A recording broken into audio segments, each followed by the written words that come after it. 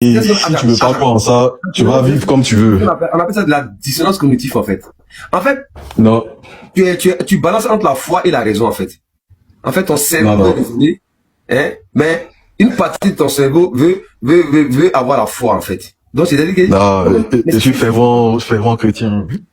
Mais il dit pas non, oui, je n'en doute pas, en fait. Ouais. Vu de la maison dont tu es en train de répondre. Mais c'est Dieu qui a voulu tout le mal qui se passe sur la terre, là, hein, c'est lui qui l'a voulu, n'est-ce pas? C'est lui qui... Dieu ne peut pas vouloir du mal. Mais qui a créé Satan? C'était un nom Jésus. Mais qui l'a créé? C'est Dieu. Donc, il savait tout ce que Satan allait propager comme mal sur la terre, n'est-ce pas? Oui, exactement. Maintenant, pourquoi il a créé, s'il savait que tout le mal, que Satan allait propager le mal, pourquoi il a créé alors? Et pour avoir une sorte de liberté, quand on arrive sur terre. Il y a quelle liberté? Sachant que Dieu savait à l'avance ce que nous allons devenir. Oui, exactement. Donc, il savait. La liberté de pouvoir choisir, de savoir si tu as envie de faire du mal, si tu as envie de faire du bien. Et puis on te montre le bon chemin. Si tu veux emprunter la voie du mal, c'est toi, c'est à toi, c'est à tes risques et périls. Donc on est d'accord que à l'instant T là, Jésus sait ce qui va se passer demain, non? Il sait, non? Oui, exactement. Oui. Voilà, donc il a le pouvoir de l'arrêter, non? Oui. Voilà, donc s'il a le pouvoir de l'arrêter, et que demain, si jamais, je le souhaite pas, hein, si jamais un malheur doit arriver, et s'il a le pouvoir de l'arrêter, il laisse le mal arriver. À qui la faute? Oui. Ça sera la volonté de Dieu. Il sera peut-être donc c'est Dieu qui veut, donc c'est Dieu qui veut le mal sur la terre. Puisque c'est sa volonté. Tu viens de le dire tout à l'heure. Non, pas vraiment. Comme je le dis, c'est Dieu qui... C'est sa volonté. Si le mal veut t'arriver demain, c'est de sa volonté alors. Donc c'est-à-dire que, comment tu peux prier un Dieu qui te veut du mal? S'il a le pouvoir de t'arrêter, d'arrêter le mal. Dieu lui-même a été crucifié sur la croix. Donc c'est pas moi, voilà quoi. Si doit m'arriver quelque chose, voilà. Maintenant, quel est le résultat de sa crucifixion? Sur le mal il a dit Dieu a été crucifié sur la croix. Est-ce que c'est lui-même? Oui, Jésus. Est-ce que lui-même Jésus qui est Dieu. Est-ce que ça faisait partie de son plan de se faire crucifier sur la croix? Non, ce sont les hommes qui l'ont fait. Mais pourtant, dans la Bible, il est écrit que ça devait arriver. Ouais. Donc tout se passe selon le plan de Dieu, comme dit la Bible. Oui, c'est ça. Donc Dieu avait prévu de venir sur terre, de se faire ligoter, de se faire fouetter comme un malpropre par sa propre créature, s'il vous plaît. Oui. Tu t'imagines un peu, tu pries Dieu. Mais comme on dit, Dieu est, comment on appelle, le Père, le Fils et le Saint-Esprit. C'est trois entités en une. Donc, tu m'excuses. Vous dites? Tu as quel âge? Bon, je préfère ne pas parler. Mais tu dépasses la vingtaine? Ou même la trentaine? Oui, je dépasse. Oui. Et la trentaine? Oui, je dépasse la trentaine. Sérieux? Ouais. Figure-toi qu'il y a des jeunes qui nous écoutent, qui n'ont même pas encore la vingtaine, mais qui ont déjà compris que c'est n'importe quoi ça. Non, mais c'est parce qu'ils sont aliénés, ils sont... Sans blague. Mais c'est la vérité. Tu ne veux pas avancer dans la vie sans un guide. C'est toi qui nous dis que nous sommes aliénés. Avec ta réflexion là, c'est toi qui nous dis que nous sommes aliénés. Oui. Nous sommes aliénés. Sur quel plan? Explique-nous. Bon, tactiquement, même vous, comment on appelle, je veux pas mettre de mots qui n'a pas de place, mais bon, on peut dire vous adorez vos ancêtres. On n'adore pas. Si vous adorez vos ancêtres, c'est que vous... On n'adore pas nos ancêtres. On les honore tout simplement. On parle d'eux parce que c'est une forme de reconnaissance. Tu me comprends un peu? Reconnaissance envers quoi? Mais envers ceux-là même par qui on a eu la vie. Parler de mon père, parler de mon arrière-grand-père, ce qu'il a fait de bien comme du mal. C'est une forme de reconnaissance. C'est ça? Vous appelez les saints, parler de ceux-là qui ont vécu avant vous. C'est pas, c'est pas mauvais en cela, en fait. C'est pas mauvais. Ça permet de garder leur mémoire, exactement. De transmettre leur mémoire à ceux qui suivent. Donc, dis-nous en quoi nous sommes aliénés. Qui nous disent. Bon, moi, j'ai connu des kémites. Voilà, qui... Dis-nous en quoi nous sommes aliénés. Bon, disons, quand vous faites des pratiques rituelles. Comme quoi, par exemple?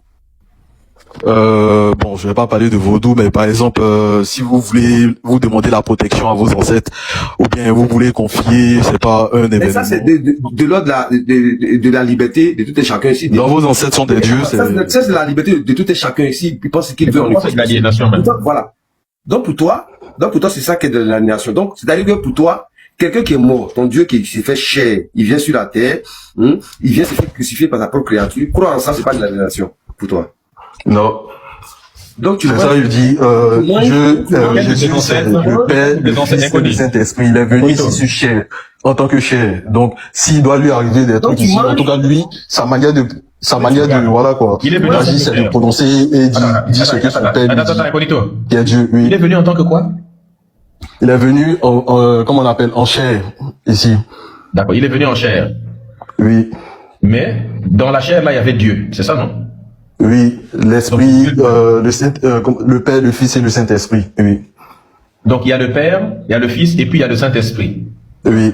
Imagine le corps des trois personnes et puis il boit les sangs. Non, c'est trois, c'est une entité. Attends, inconnu. Il y a trois entités. Il y a le Père, oui. Et il y a le Saint-Esprit, n'est-ce pas? Oui. Bon. Le Père, Dieu le Père. Oui, Dieu le Père. Il existe sous quelle forme? Lui, disons, il est sous forme orale. Hein? Sous forme orale. Il n'est pas. Sous forme orale? Il n'est pas. Oui. Hein? C'est le Tout-Puissant, lui qui a créé le ciel et la terre. On peut pas le toucher. Il est. Mais Dieu n'est plus esprit. Oui, Dieu est esprit, voilà, exactement. Si on peut lui dire ça. Esprit, donc il existe sous forme d'esprit. Oui, c'est ça. Ok. Est-ce que l'esprit de Dieu est saint? Oui, l'esprit de Dieu est saint. Ok, donc Dieu existe sous forme d'esprit. Oui. L'esprit de Dieu est un esprit qui est saint. Oui. D'accord. Maintenant, si Dieu est déjà un esprit et que son esprit est saint, pourquoi il a besoin d'un Saint-Esprit?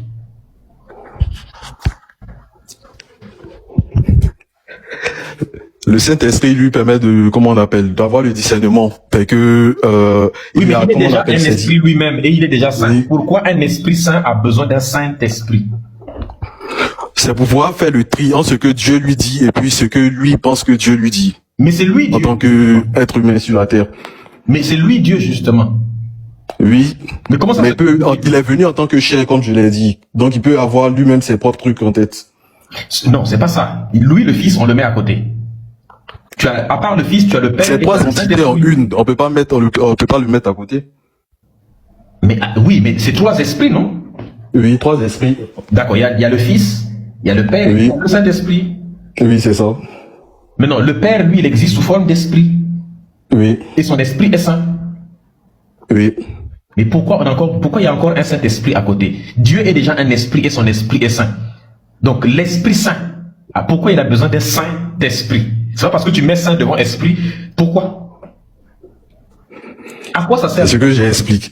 Dis-moi, c'est ce que j'ai essayé d'expliquer, mais bon, on arrive, bon, en tout cas, ce sont des trucs que, voilà, personne ne peut expliquer, tangiblement. J'essaie de, en tout cas, selon ma compréhension, de faire paraître ce que j'ai entendu.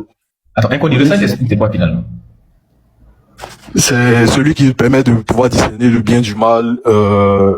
Quand tu as le Saint-Esprit, tu arrives à savoir quand il y a des mauvais prêcheurs et des bons prêcheurs. S'il y a quelqu'un qui est en train de parler de la parole de Dieu, il se dit que c'est Dieu qui lui parle et que tu as le Saint-Esprit et qu'il est en train de raconter des bêtises, tu vas savoir. Tu vas avoir le discernement, puis... C'est pas possible. Mais moi, ça, j'arrive à faire ça seulement avec mon cerveau. Souvent Dieu te parle aussi et non, voilà quoi. Tu arrives à faire le tri avec le Saint-Esprit. Oui, mais savoir si ce sont des paroles venant de Dieu ou pas. D'accord, mais comment tu expliques que nous on arrive à faire exactement la même chose mais sans avoir besoin de ton Saint-Esprit? Simplement avec notre cerveau, on arrive à distinguer le bien et le mal, ainsi de suite. Juste avec notre cerveau. Tu t'imagines un peu? Pas besoin de ton Saint-Esprit. Comment tu expliques ça? Bon, s'il y a un mauvais prêcheur qui arrive, par exemple un faux pasteur qui, voilà, ne connaît pas, qui connaît pas vraiment, qui, voilà quoi, genre, qui connaît, on peut dire la Bible et puis il commence à raconter des bêtises. J'ai déjà regardé une interview de Gazo. Non, pourtant Makoso, selon toi, ton Saint-Esprit, Makoso, c'est un faux pasteur. Bon, je veux pas me prononcer dessus. Non, mais selon ton Saint-Esprit, il veut savoir. Bon, c'est un bon pasteur. Oui, il prêche la bonne parole de Dieu. Mais attends, ok. Donc ce qui m'intrigue, Jésus qui est venu sur la terre, il était Dieu, non? Oui. Il est Dieu, n'est-ce pas? Il est Dieu. Est-ce qu'il avait les trois attributs? Il était en même temps le Père, le Fils et le Saint-Esprit. Oui, le Fils et le Saint-Esprit, c'est ça.